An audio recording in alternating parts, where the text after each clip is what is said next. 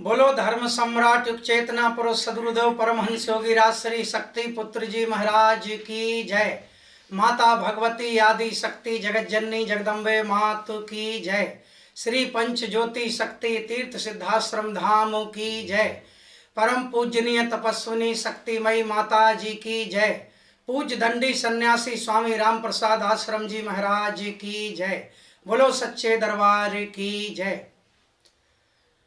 सभी देशवासियों को, सभी सनातनियों को एवं सभी संत समाज को, युवा साथियों को, माताओं बहनों को, बेटियों को, बुजुर्गों को भगवती मानव कल्याण संगठन की ओर से नए वर्ष की हार्दिक शुभकामनाओं के साथ सादर जय माता की, जय गुरुवर की।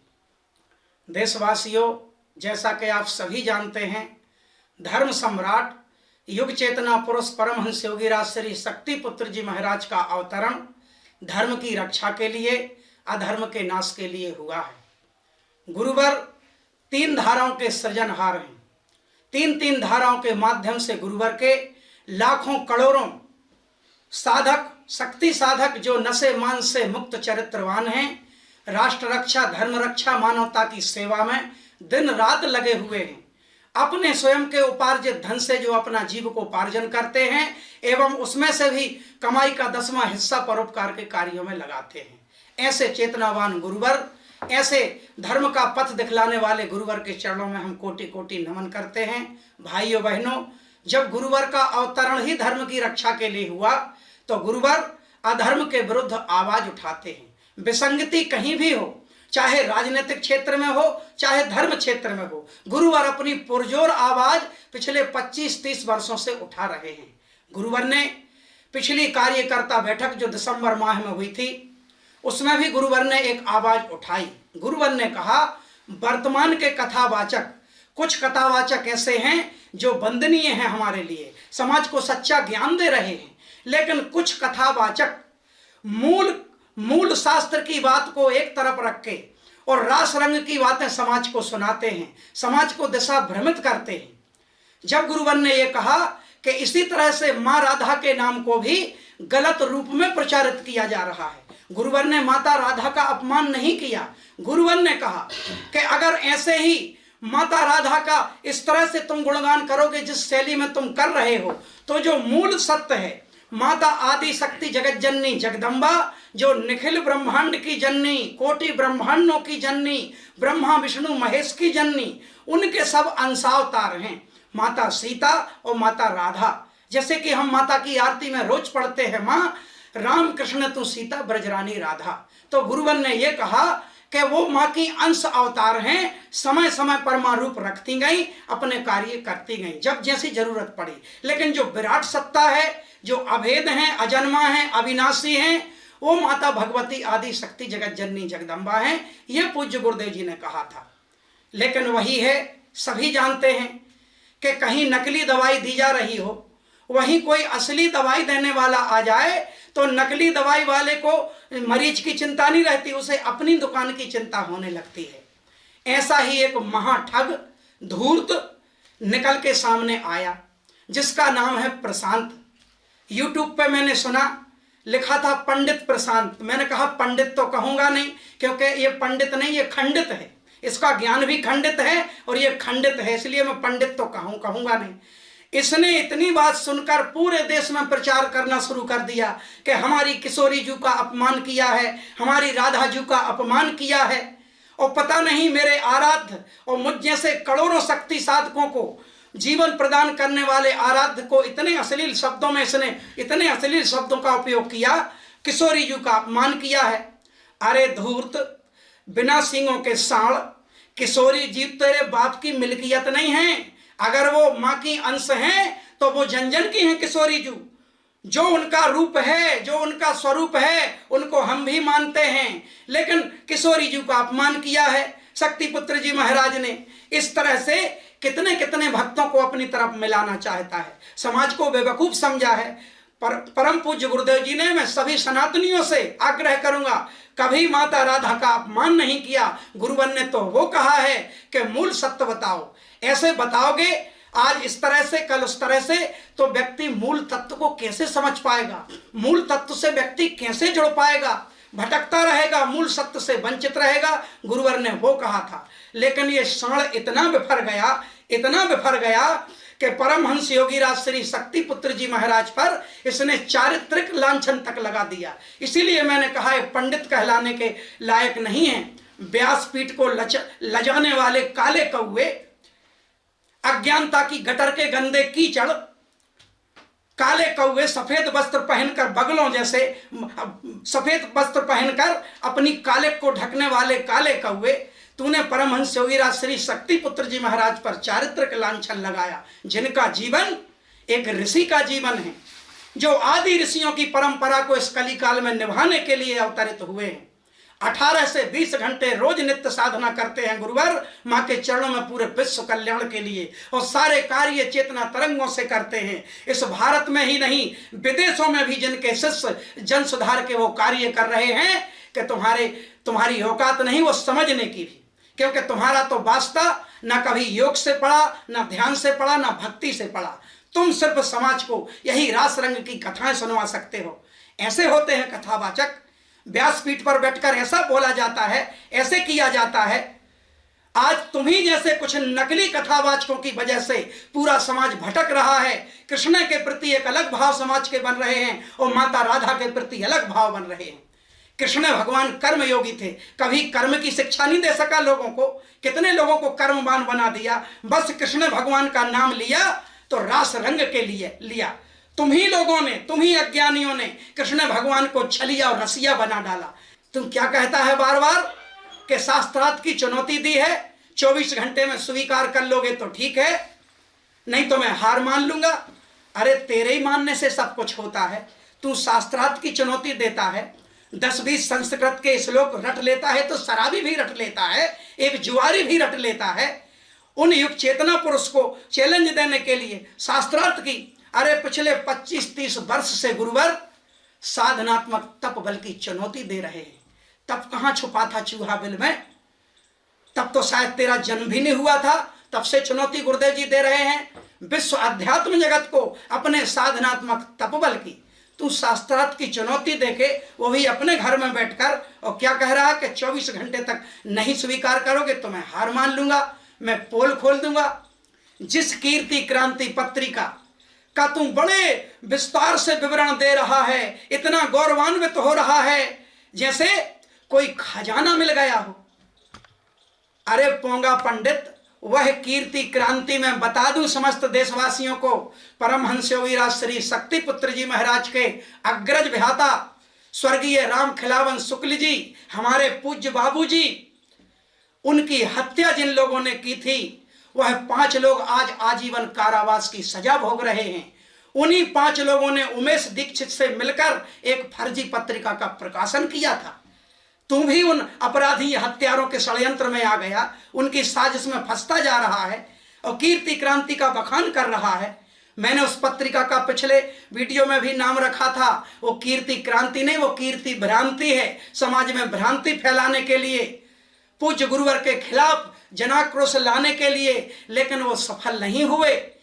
उमेश दीक्षित और उनकी टीम पे माननीय न्यायालय में मुकदमा चल रहा है, विचाराधीन है मामला। और वो हत्यारों से मिलकर जो फर्जी पत्रिका का प्रकाशन हुआ था, वो पूरे आजीवन कारावास भोग रहे हैं। और पूज्य गुरुवन ने जितनी बातें पत्रिका में फर्जी लिखी थी, पूज्य गुरुवन ने उस समय घोषणा की थी कि अगर कोई इस एक बात को भी सत्य प्रमाणित कर देगा तो मैं 1 करोड़ का इनाम दूंगा। इतना ज्ञान होना चाहिए काले कौवे तुझको।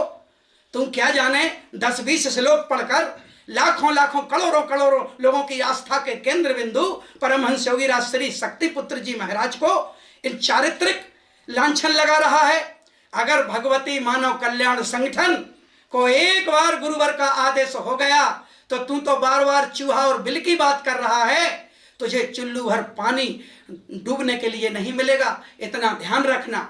आत्मीय देशवासियों, इसकी कुछ करतूत इस छोटे से गीत में मैं आपको सुनाना चाहता हूं कि ऋषि राज की सुनकर वाणी, ऋषि राज की सुनकर वाणी, लग गया जिसको दंश है, ऋषिराज की सुनकर वाणी लग गया जिसको दंश है। सुनो रे भैया मथुरा नगरी में कलयुग का कंस है। सुनो रे भैया मथुरा नगरी में कलयुग का कंस है। देशवासियों, हम तो समझते थे कि कंस द्वापर युग में कृष्ण कन्हैया के हाथों मारा गया है, लेकिन अभी अभी 2-3 दिन से पता चला कि नहीं, जब कंस मरा था तो अपने कुछ छोटे छोटे अंश छोड़ के गया था, उन्हीं अंश से फिर एक कंस पैदा हो गया है। तू कंस है वर्तमान के कलयुग का, तू कोई ज्ञानी व्यानी नहीं। श्लोक तो मैंने पहले भी कहा, शराबी भी रट लेता है, तो उससे ज्यादा श्लोक हमारे गांव के बच्चों को आते हैं। सुनो रे भैया मथुरा नगरी में कलयुग का कंस है। झूठे ज्ञान की अकड़ को लेकर व्यास पीठ पे बैठ रहा। झूठे ज्ञान की अकड़ को लेकर व्यास पीठ पे बैठ रहा। लेके नाम राधा मैया का भक्तों से धन ऐंठ रहा। मेरे गुरुवर के लिए क्या कह रहा था कि भाइयों बहनों, मैंने सब कुछ पता कर लिया है। इनकी स्टील फर्नीचर की दुकान थी। अरे अज्ञानी काले कौए बिना सींगों के साड़, हाँ, मेरे गुरुवर की स्टील फर्नीचर की दुकान थी। इससे सिद्ध होता है, ज्ञान ले ले थोड़ा बहुत, इससे सिद्ध होता है कि जब से परमहंस योगीराज श्री शक्ति पुत्र जी महाराज ने बचपन के कुछ वर्षों के बाद जब से अपनी अध्यात्म तप की यात्रा की थी, तब से गुरुवर ने अपने आप को कुछ व्यवसाय से जोड़ के रखा था, ताकि अपने कर्म बल से उपार्जित धन से वो स्वयं का जीव को उपार्जन करते हैं और उसमें से कुछ निकालकर भक्तों के कल्याण के लिए भी लगाते हैं, दीनहीनों की मदद भी करते हैं, क्योंकि उन्होंने अपने आप को कुछ ना कुछ व्यवसाय से जोड़ रखा था। तेरे जैसी अधर्म की कमाई नहीं खाते मेरे गुरुवर, तेरे जैसे भक्तों के चढ़ावा पे अपना जीवन यापन नहीं करते मेरे गुरुवर। और गुरुवर क्या अपने शिष्यों को भी गुरुवर ने आदेश दिया है कि जितना भी कमाते हो उसका 10% किसी गरीब की शादी में, या कोई बिना कपड़ों के जा रहा है तो उसकी मदद कर दो, या और भी समाज सुधार के कोई भी कार्य हैं तो हम सब लोग भी अपने जीवन की कमाई का 10वां हिस्सा परोपकार में खर्च करते हैं। बता रहा है कि स्टील फर्नीचर की दुकान थी। ये बहुत बड़ी जानकारी बता दी तूने। ये तो सारे भक्त जानते हैं कि हमारे गुरुवर की शहडोल में स्टील फर्नीचर की दुकान थी, और वहां भी तब तो उस दुकान में भी 10-20 लोग ईमानदारी की रोटी कमाया करते थे, खाते थे। गुरुवर ने वही रास्ता तय किया है। झूठे ज्ञान की अकड़ को लेकर व्यास पीठ पे बैठ रहा। लेके नाम राधा रानी का भक्तों से धन ऐंठ रहा। नहीं करे स्वीकार जो राधा रानी माँ का अंश है। यही तो सच्चाई है भाई। तेरा क्या बिगड़ गया? बार बार कह रहा है किशोरी जू का अपमान किया, किशोरी जू का अपमान किया। किशोरी जू तेरे बाप की मिल्कियत नहीं, हमारी भी है किशोरी जू। इन लाखों लाखों सनातनियों की है किशोरी जू, लेकिन मूल सत्य की तरफ इंगित किया गुरुवर ने कि मूल तत्व कोई और है, ये अंश है, इसमें क्या बुरा कहा। और जब जब जहां जरूरत पड़ेगी वहां मुखरता से मेरे गुरुवर बोलते हैं। दिल्ली में महाशंखनाद हुआ तो दिल्ली में बोले, रायपुर में महाशंखनाद हुआ तो रायपुर में बोले, लखनऊ में महाशंखनाद हुआ तो लखनऊ में बोले, भोपाल में महाशंखनाद हुआ तो भोपाल में बोले, चंडीगढ़ में महाशंखनाद हुआ तो चंडीगढ़ में बोले। तू क्या समझता है तेरे जैसे कुएं के मेंढक जैसा दायरा नहीं गुरुवर का। गुरुवर विराट हैं और गुरुवर साधनाओं को, योग को, शक्ति साधकों को विस्तार दे रहे हैं। अरे नहीं करे स्वीकार जो राधा रानी माँ का अंश है। सुनो रे भैया मथुरा नगरी में कलयुग का कंस है। खुद को ज्ञानी कहता फिर भी शब्दों का ना होश रहा। इससे संस्कार पता चलते हैं तेरे, जो गुरुवर के लिए अपशब्दों का उपयोग किया। इससे मैं तो दंग रह गया कि कोई वेद पढ़कर यह स्थिति प्राप्त करता है तेरे जैसी। वेद क्या सिखलाते हैं, वेदों में क्या मूल सार छिपा है, मैं बताता हूं। बहुत श्लोक सुनाए तूने पिछले 3-4 वीडियो में, मैं बताता हूं, यही श्लोक बताता रहा। समस्त सनातनियों से निवेदन है, वेद व्यास जी, महर्षि वेद व्यास जी, जिन्होंने 18 पुराणों की रचना की थी, उन्होंने साथ में यह भी कह दिया था कि ये पुराण हमने हम जैसों के लिए ही बनाए हैं, और आम समाज के लिए तो सिर्फ इतना लिख रहा हूं, अष्टादश पुराणेषु व्यासस्य वचन द्वयम परोपकारः पुण्याय पापाय परपीडनम। ये व्यास जी का ही लिखा हुआ है। अष्टादश पुराणेषु व्यासस्य वचन द्वयम, मैं व्यास जी 18 पुराणों में 2 ही वचन बोलता हूं। अष्टादश पुराणेषु व्यासस्य वचन द्वयम परोपकारः पुण्याय, परोपकार करोगे तो पुण्य मिलेगा, और पापाय परपीडनम, दूसरे को पीड़ा पहुंचाओगे तो पाप लगेगा। यह है मूल सत्य। यही सत्य गुरुदेव जी समाज को बता रहे हैं। बाकी तो विस्तार है, परमात्मा की माया है, जगदीश्वरी परमेश्वरी की माया है, उसका तो कोई पार नहीं है, लेकिन बाकी विस्तार है। लेकिन उन पवित्र ग्रंथों को भी तुम जैसे चाटुकारों ने मात्र रोजी रोटी का जरिया बना लिया, और कृष्ण को छलिया, राधा को रसिया बना के रख दिया। अगर इतना ही मां का स्वरूप मानते हो तो उनकी मूल स्थिति समाज को बताओ, तुमने समझी हो तो। इस श्लोकों से क्या होता है, मेरे गुरुवन ने प्रकृति से एकाकार किया है, और डंके की चोट पे कह रहे हैं पिछले 30 वर्ष से कि मैं प्रकृति से एकाकार हूं, मेरे शब्द प्रकृति के शब्द हैं, और जब चाहूं जहां चाहूं मैं प्रकृति के दर्शन कर सकता हूं। क्यों मिर्ची लगी? तुमने क्या पाया? तुमने किया राधा रानी से एकाकार, तुमने किया वेदों का एकाद मंत्र सिद्ध, चले हैं अश्लील शब्द बोलने। खुद को ज्ञानी कहता फिर भी शब्दों का ना होश रहा, और खुद को सत्य का ज्ञान नहीं और झूठा ज्ञान परोस रहा। झूठे ज्ञान की लंका का, झूठे ज्ञान की लंका का निश्चित होना विध्वंस है। लाल बंदर सोच रहा होगा ऐसा कहने से बहुत सारे हमारी तरफ आ जाएंगे। समाज भोला भाला अवश्य है, लेकिन अज्ञानी नहीं है। और ये शक्ति पुत्र जी महाराज के ही नाम का प्रभाव है कि भले तूने निंदा में लिया, भले तूने गलत उपयोग किया नाम का, लेकिन तेरे मुख से कुछ नाम मेरे गुरुवर का निकल गया, तो उसी का परिणाम है कि जो तेरे 24 व्यूज थे आज वो 2-4 हजार पे पहुंच गए हैं। ये होता है एक योगी के नाम का प्रभाव। कितने लोग देखते थे तेरे चैनल को? 20 लोग, 25 लोग, आज मात्र गुरुवर का नाम लेने से। इसलिए नाम के लिए तू मर रहा है, मेरे गुरुवर नहीं। मेरे गुरुवर तो एकांत साधना में प्रचार प्रसार से दूर रहकर सिर्फ माँ के चरणों की साधना करते हैं। प्रचार प्रसार हम लोग करते हैं सत्य धर्म का पूरे देश में और विदेशों में भी। झूठे ज्ञान की लंका का निश्चित होना विध्वंस है। सुनो रे भैया, मथुरा नगरी में कलयुग का कंस है। ध्यान साधना योग पे जिसकी रत्ती भर भी पकड़ नहीं। 4 बजे उठ के ब्रह्म मुहूर्त में साधना करके जब सूर्य निकलता है तब गुरुवर के सारे शिष्यों की साधना हो चुकी होती है विश्व कल्याण के लिए। यह होता है धर्म का मार्ग। सिर्फ वहां बैठकर कन्याओं को नचाकर, राधा रानी के झूठे मूठे प्रसंग सुनाकर, या तो वो बताओ जो माता राधा ने वास्तव में किया है, झूठा ज्ञान परोस के और बस कन्याओं को बुलाकर नचा लिया। ये भक्ति नहीं है। इसी से समाज भटक रहा है। जब भक्ति भीतर से प्रकट होती है तो आत्मा नाचती है, अंतर मन नाचता है। ये शरीर का डोलना तो बाह्य क्रिया है। अभी तुमको एकाग्रता आई ही नहीं और न किसी को ला पाए। ध्यान साधना योग पे जिसकी रत्ती भर भी पकड़ नहीं। इतना बेशरम इतना अधर्मी, जाति इसकी अकड़ नहीं। लेकिन जाएगी, थोड़ा समय लग सकता है लेकिन जाएगी। कैयकों की गई है, तुम्हारी भी जाएगी। ध्यान साधना योग पे जिसकी रत्ती भर भी पकड़ नहीं।